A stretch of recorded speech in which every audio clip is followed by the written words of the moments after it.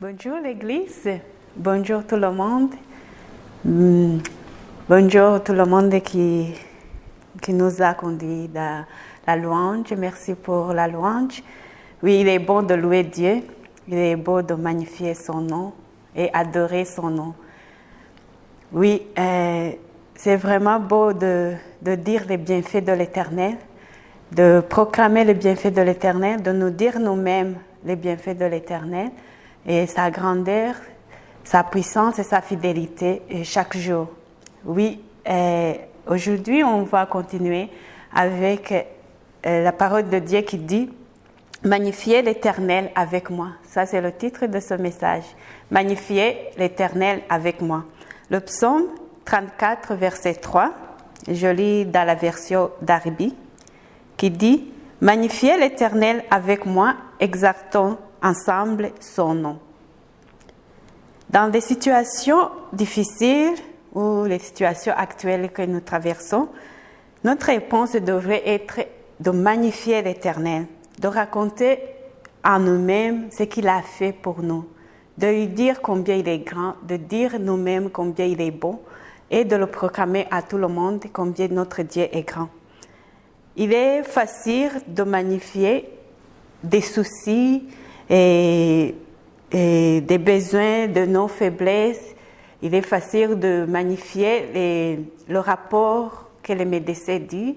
Il est facile de magnifier les rapports que les experts disent. Mais la Bible nous dit de magnifier l'Éternel. Et nous choisissons de magnifier l'Éternel. Quand on magnifie les problèmes, il en résulte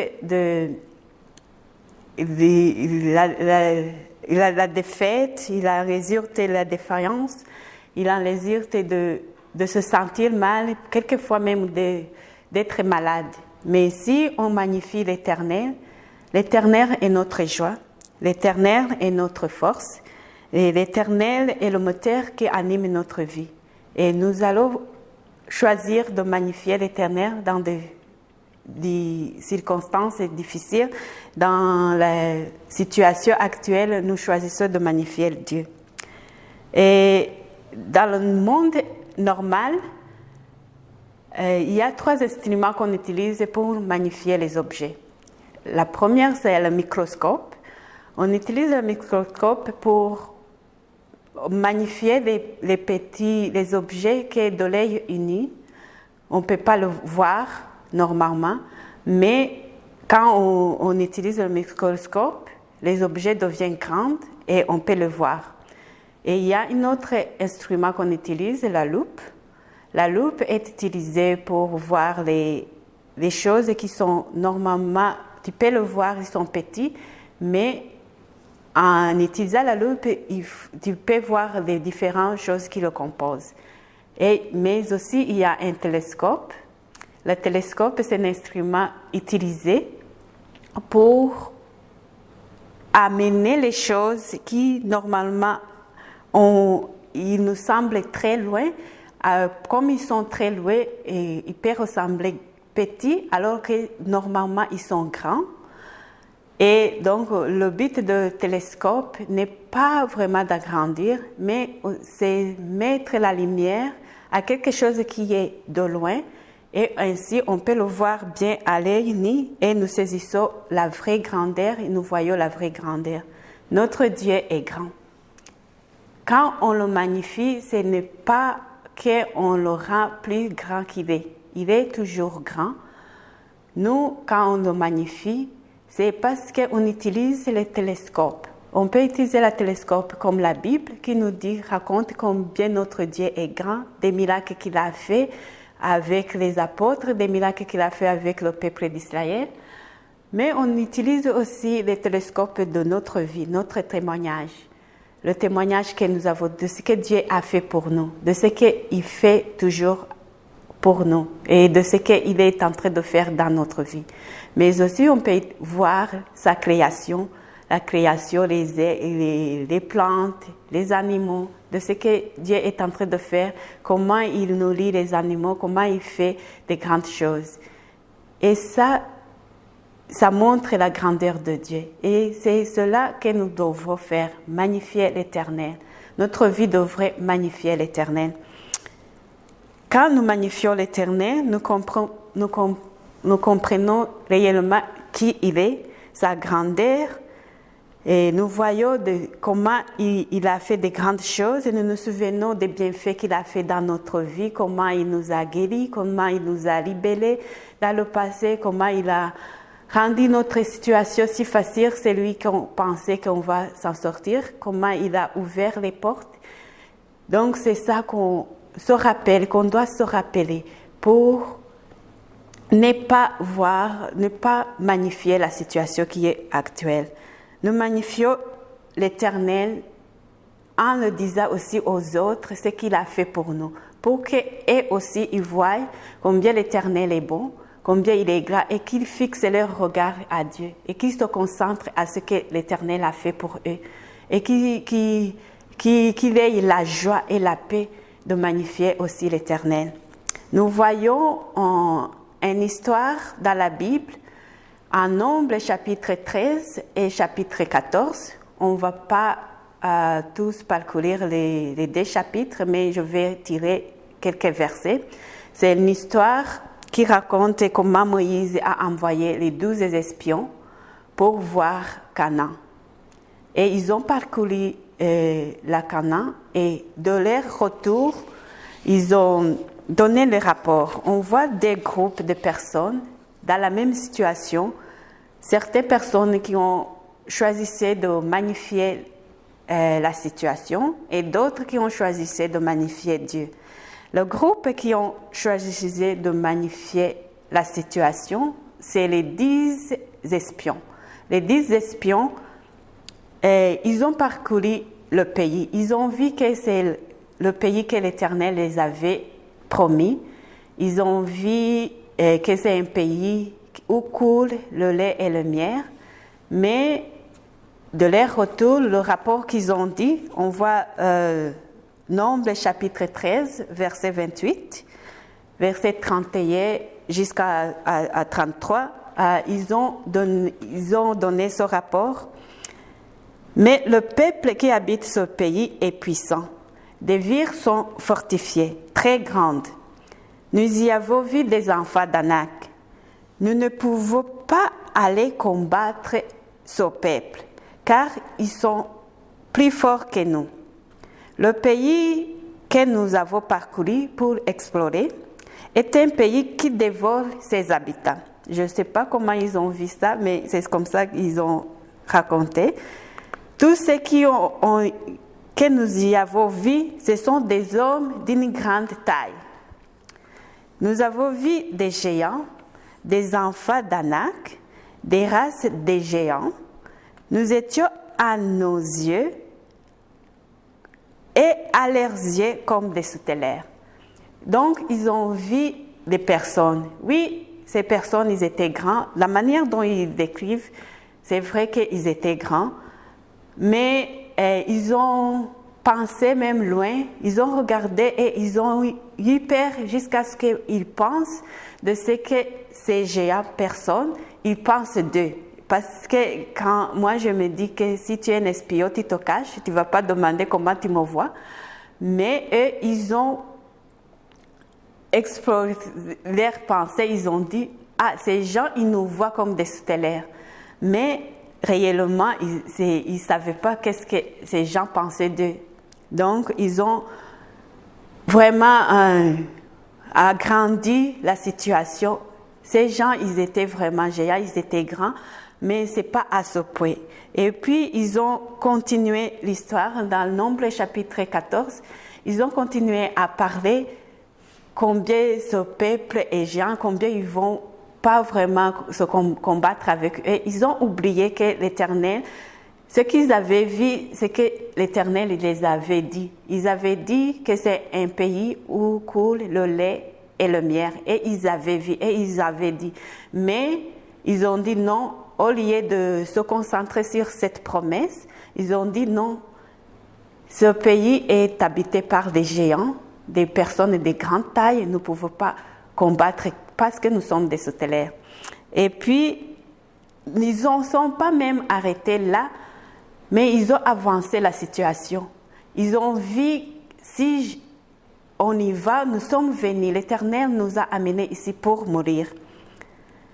Ils ont pas dormi, ils ont pleuré toute la nuit. C'est ça que le Nombre chapitre 14, verset 1 nous dit, que le peuple a poussé des cris, ils ont pleuré pendant la nuit.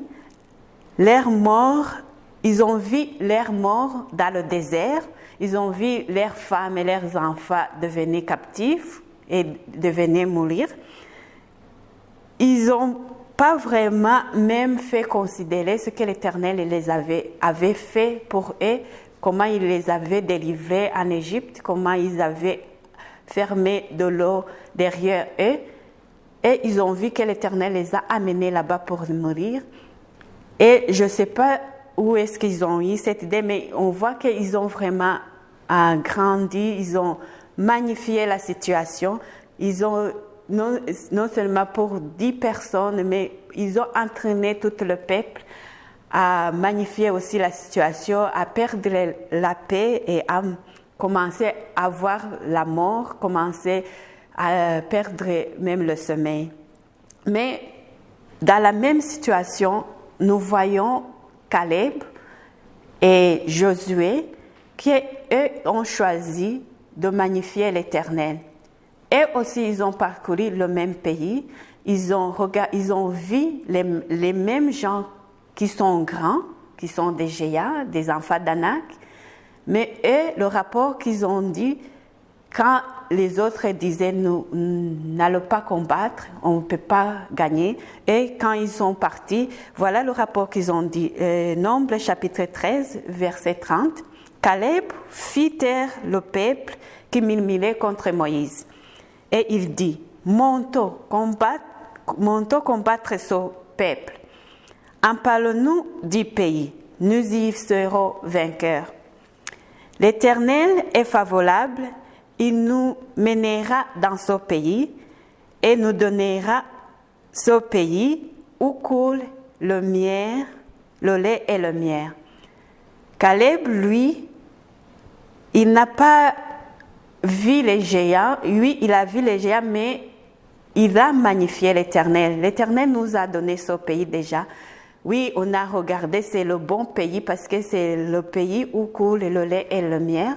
Il y a des fruits, voilà des bons fruits. Oui, c'est le bon pays que Dieu nous a donné.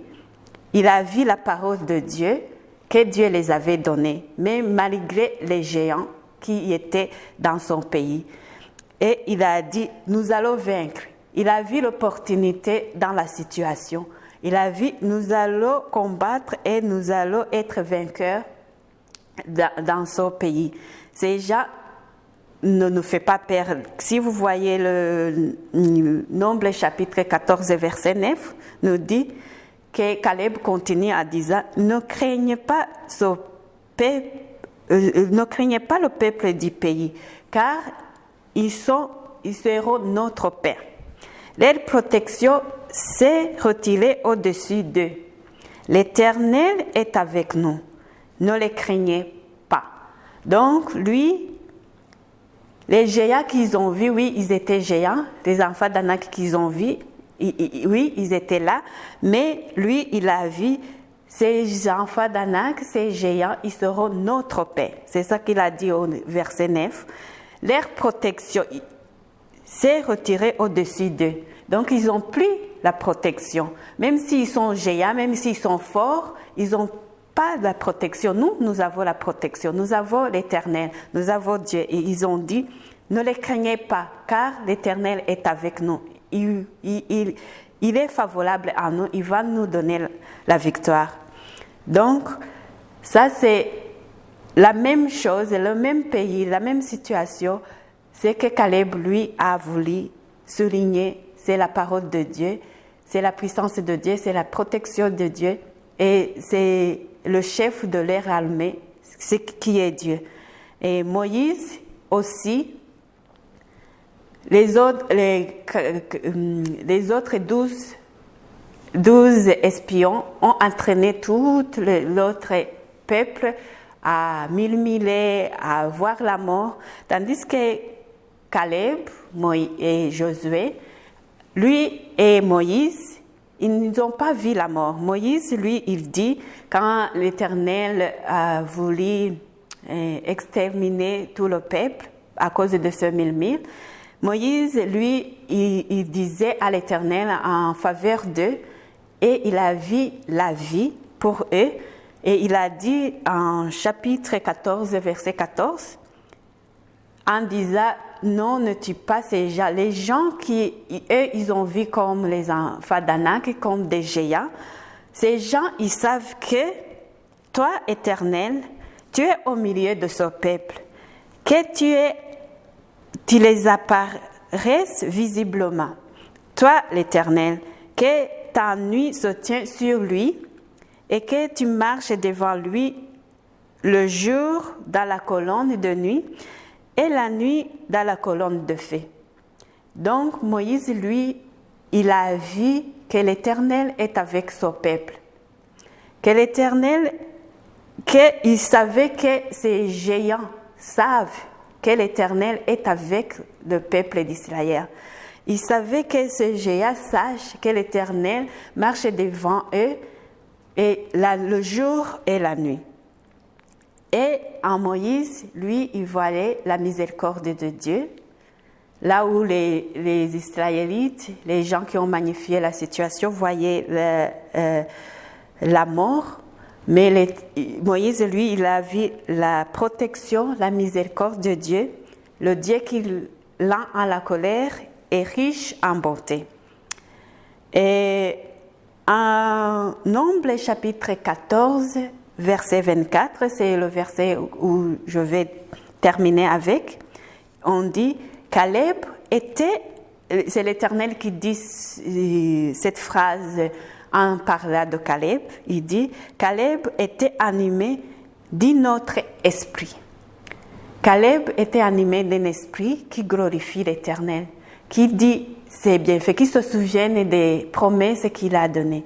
Et c'est pour cela qu'il voyait le peuple, les géants, sans protection, et qui voyait un pays qui vont s'empaler, qui voyait ce que Dieu avait promis, et le pays où coule le lait et le miel, qui incitait les gens de combattre directement, d'aller faire ce que l'Éternel les a donné. Et nous, je vais vous encourager de choisir d'être animés d'un esprit comme l'esprit de Caleb, l'esprit qui magnifie l'Éternel, l'esprit qui se souvient de ses promesses, l'esprit qui dit que notre Dieu est un Dieu grand, est un Dieu fidèle, est un Dieu qui est l'alpha et qui est oméga. Il est au milieu de nous, il nous protège, il nous guérit, il est toujours avec nous. Il nous donne la force si on tombe en défaillance. Et même si on traverse de l'eau, on n'est pas submergé. Et même si on traverse la vallée de l'ombre de la mort, il est avec nous. Soyez animés d'un esprit de Caleb, l'esprit qui est animé le Caleb, l'esprit qui glorifie Dieu, l'esprit qui dit que oui, notre Dieu est infiniment grand, oui, notre Dieu est infiniment bon, oui, notre Dieu est infiniment fidèle. C'est lui qui nous fortifie, c'est lui qui nous guérit, c'est lui. Et nous choisissons de dire aux autres la grandeur de notre Dieu. Nous choisissons de le magnifier. Je vais vous inviter, là où vous êtes, dans vos maisons, de magnifier l'Éternel, de magnifier ses bienfaits, de regarder votre témoignage, de regarder la création. Et dans cette situation, de ne pas magnifier la situation, de dire « Ah, je vais perdre l'emploi » ou « Je vais faire quoi ?» Je vais être comme ça, mais de magnifier l'Éternel, de voir ce qu'il est en train de faire dans nos vies, de voir l'opportunité, le temps qu'on a eu avec les enfants et de remercier Dieu de ce temps, le temps qu'on a eu pour faire les choses qu'on ne faisait pas, de magnifier l'Éternel. Oui, notre Dieu est grand, notre Dieu est beau. Venez et magnifiez l'Éternel avec moi. Amen.